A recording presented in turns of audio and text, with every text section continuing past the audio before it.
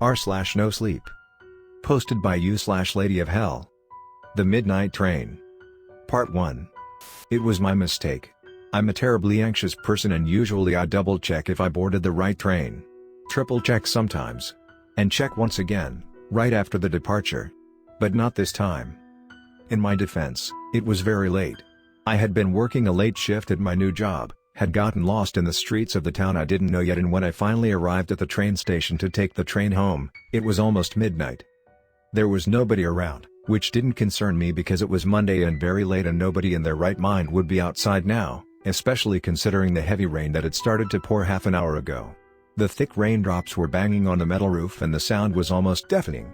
I threw the water-soaked hood of my jacket back and hurried over to the ticket machine to pay for the ride. It was way too expensive for just 3 stations, as usual. I didn't mind, just wanted to get home to the small village a few kilometers out of town. Like I said, it was late. The darkness and the rain made everything look a lit foreign and my eyes were burning from staring at computer screens for hours.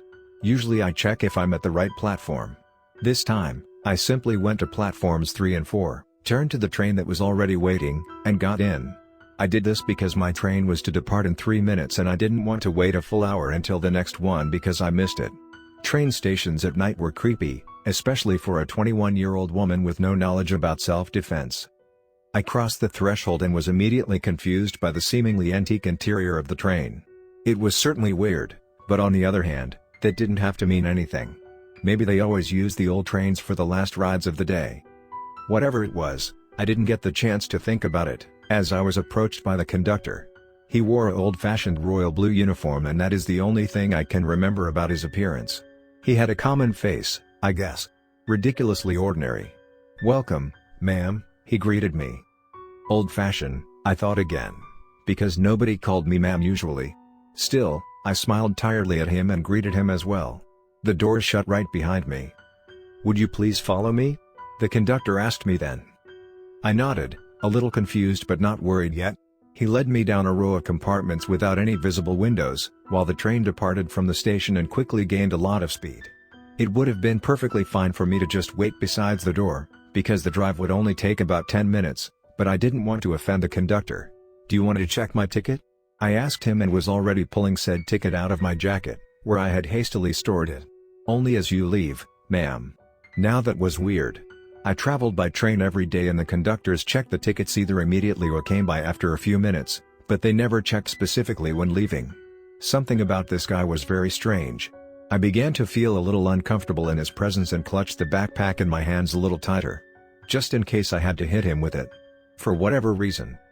"Compartment number 3 for you, ma'am," the conductor stated and held the door open for me. I walked in and caught a glimpse of our reflections in the window opposite of the door. I looked normal. Soaked from the rain, but normal. The conductor looked almost human. Almost. Except for the sunken eyes, glowing red and pitch-black sockets, an impossibly wide smile split his face and bared shark-like teeth and his skin was dark and leathery and stretched tight around his skull. I screamed. For some impossible reason, I didn't freeze at the horrifying sight, but spun around and held my backpack in front of my body, like it could shield me from the monster. But the man in front of me wore his ordinary human face again. "Something the matter, ma'am?" he asked and made a step to the side, so as I glanced behind me to check the reflection once again, I could only see myself. My pale, trembling, frightened self. "It's fine," I told him, but it didn't sound convincing. I just wanted that man out of me sight, preferably leave this train immediately and never think about it again. "Very well." The creepy conductor smiled. "If I can help with anything, don't hesitate to ask. I will inform you ahead of time, when we reach your chosen destination." I wanted to say that it should only take a few more minutes to reach my hometown, but I kept quiet. The quicker our conversation would be over, the better. I shifted uncomfortably, tried to reposition myself while looking over my shoulder a few times, but I couldn't manage to catch a glimpse of his reflection again. Maybe for the better. "I'll leave you to yourself now," the conductor finally said. "Have a pleasant journey, ma'am, and thank you for choosing the midnight train." I thanked him, because my mom raised me to always be polite to people who only did their job. Did this include creepy men who may or may not be terrifying monsters? Maybe not, but I definitely didn't want this guy to be mad at me. As soon as he shut the door behind him, I fumbled my bag open and pulled my phone out. I remembered boarding the train right before midnight and I wanted to check how much more time I had to spend here before finally being able to go home. My mind was wandering back to the horrifying reflection again and again, but I banished the thought. This had just been a trick of my tired mind, a strange twisting of an uneven reflection. What confused me more was the fact that apparently, almost 10 minutes had passed since I boarded the train. We should have reached at least the first station by now. I walked over to the window and tried to look outside, but I was met with pitch black darkness. Not a speck of light was to be seen. Something was very, very wrong. I tried to come up with explanations. A power outage that for some reason didn't affect the train, the clock on my phone not working correctly, nothing seemed to make sense.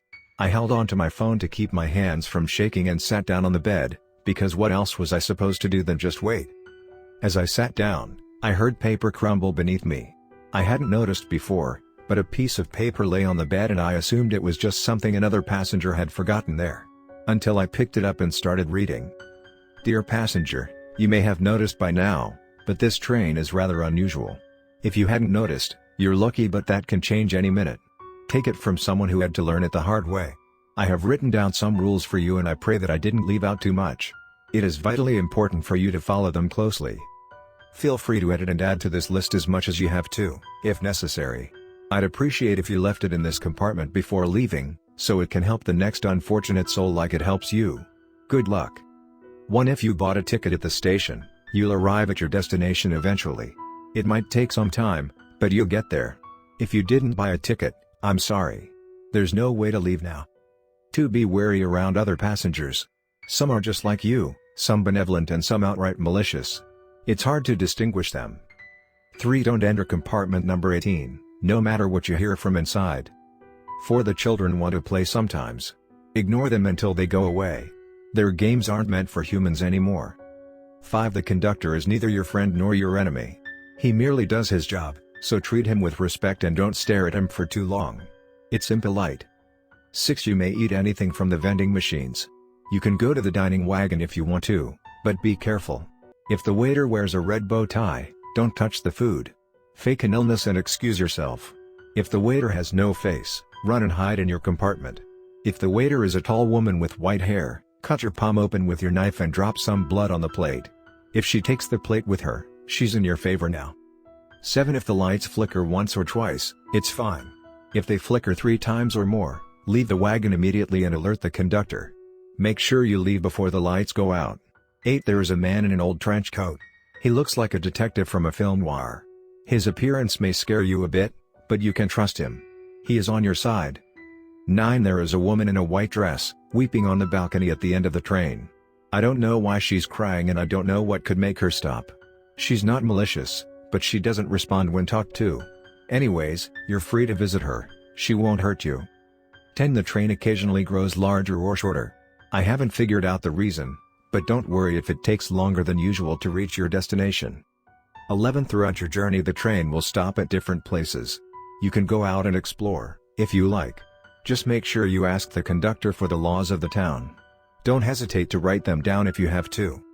12. Do not leave your compartment between 1 a.m. and 4 a.m. Do not open the door during that time.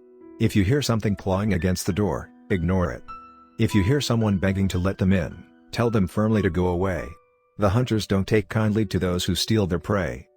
13. The blind beggar woman offers good advice, but never for free. Make sure to ask for her price before accepting her help. 14. Sometimes you'll see blood flowing from a bathroom stall. The girl inside is already dead. Don't try to save her. 15. Your compartment belongs to you. If someone tells you they are your roommate for the journey, alert the conductor. Do not tell them your name. 16. Frozen corpses may approach you. They don't mean to harm you, so talk to them for a while. They have been alone for a very long time. You may offer them food or drinks, but don't take what they offer you. They don't have malicious intent, but what they own has been rotting with them. 17. Fire is feared by beasts and humans alike. 18. Stay away from the bald man with the pale blue eyes and the briefcase, but be polite if he approaches you. He's been here for a very long time. The train listens to his requests. The list seemed to be written by multiple people. For example, the 3 specific possibilities for the dining wagon were written in 3 different handwritings and colors. Some things were written with care, others were hastily scribbled down, like the writer had been in a hurry. I'm not the type of person to believe stuff like this. Even as a child, I had never been bothered by this chain mail send this to 10 people or you'll die kind of stuff. But I had seen a monster's reflection in the window. The train was driving full speed for 15 minutes now without ever reaching the next station, and I just couldn't bring myself to think of this as an elaborate prank. This was real. And to be honest, it scared the shit out of me. I fumbled the ticket out of my jacket, just to make sure I still had it. I had to be careful not to lose it, if not only to follow the first rule, but also because the monstrous conductor had promised to check my ticket before leaving the train and I definitely didn't want to antagonize him. After making sure I still had it, I stored it away in the case of my cell phone, where I considered it safe. Then I lay down on the bed, my heart was racing and my whole body was trembling as I stared up at the ceiling. I knew I had to wait. What else was I supposed to do? I could barely jump out of a window of a train that moved with what felt like several hundred kilometers per hour into the darkness. I began to read the rules over and over again, trying to memorize each one. There was still the chance that none of them would be real, but if they were, I would be rather safe than sorry. It must have been about 1:30 in the morning when I heard it. Long, sharp claws, digging deep into the wood of the door, scratching over it again and again. I screamed as it happened the first time. The rule said to ignore it, but that was easier said than done. I sat up and pressed my body against the wall behind me, tried to move as little as possible and my breath grew shallow. I didn't dare to make any sound. Do you remember, when you were scared at night as a child? When you hid under your blanket and felt safe, because you were sure whatever monster was lurking in the dark couldn't possibly hurt you as long as you had that blanket? That's exactly what I did. I pulled the blanket all the way up to my neck, as if the thin piece of fabric could protect me from the thing that was clawing on my unlocked compartment door. As if a blanket would make any difference. I'm not religious. Never have been. But in that moment, I prayed to God that I would survive this night. When the clawing stopped, I felt relief. The moment, however, was short-lived, because only a few minutes later, there was knocking. Heavy, desperate knocking. "Let me in," someone from outside shouted. "Please, let me in. They are going to kill me." I didn't trust my voice at the moment, but I knew what I had to do. "Go away," I screamed back, and as expected, my voice was trembling. "Please." The person outside seemed to be in terrible pain. "Please, they will hurt me. They will kill me." I pitied him. Really, I did. Tears were already running down my face because I knew I couldn't help this man. But I couldn't take the risk. "That's not my business," I answered. "Mercy, please," he pleaded. "It hurts so much. Please, have mercy. Go away." He suddenly started screaming, simultaneously begging for mercy and crying in pain. There were vomit-inducing wet sounds, something was growling like a rabid dog. I bit my lip open as I choked back another terrified scream. Whatever was happening out there, and I think I had a good idea about that, made me freeze in fear. I barely dared to breathe at this point. And as the cries finally stopped, I watched in terror as the door of my compartment was slowly pushed open. I stumbled to my feet, preparing to run from whatever would enter, even though I knew I didn't really stand a chance. I stood in the middle of my compartment, wrapped in my blanket and shaking so hard that I almost expected my legs to give in and just collapse on the floor. What entered was a man, dressed in a bloody hunter's garb. His face and most of his skin was hidden behind the leather, and I didn't allow myself to look too closely at the pale eyes and his strange-looking hands, because I was afraid of what I might see. "You assisted my hunt tonight," he said with a husky voice that hadn't been used for a long time. I nodded, because I was still crying and didn't feel able to talk. "I shall assist yours, as the time comes," the hunter now proclaimed. He put his fist over his heart and bowed. I mimicked the gesture, mostly because I didn't know what else to do. The hunter nodded and left, pulling the door shut behind him and leaving me alone once again. That's when I finally collapsed, sobbing uncontrollably. All of that happened about 5 hours ago. I obviously haven't slept, but it has taken me quite a while to calm down and decide how to proceed. I don't have much of a choice, of course, but still. I'll have to wait for the train to reach my destination, and until that, I'll make sure to follow the rules. I memorized them all, but I'll still carry the list around, just in case I need to check something. It's 6 a.m. and the sun is rising now, but the outside is still a blur. Phone reception and internet seem to work just fine, which is good. I called work and told them I developed a fever and that I'll have to stay home for a while, so that's taken care of. I will keep you guys updated on what's happening here. For now, I guess I'll leave my compartment to get myself some food, from the vending machines, of course. No need to risk the dining wagon. And after that, I'll just see what happens. I certainly hope the train takes me home soon. Although I don't have very high hopes.